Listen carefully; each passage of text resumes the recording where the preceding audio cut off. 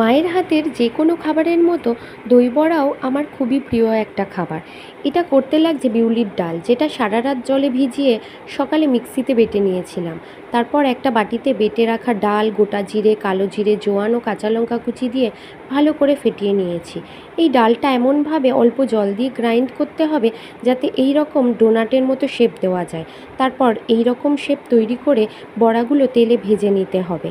তারপর একটা বড় বাটিতে অনেকটা পরিমাণ জল নিয়ে উষ্ণ গরম জল করে তার মধ্যে পরিমাণ মতো নুন ও হিং মিশিয়ে ভেজে রাখা বড়াগুলো ডুবিয়ে দিতে হবে কিছু সময়। কিছুক্ষণ বাদে নুন জল বড়াতে ঢুকে ডাবল হয়ে গেলে তারপর হাত দিয়ে বড়াগুলো চিপে নিতে হবে।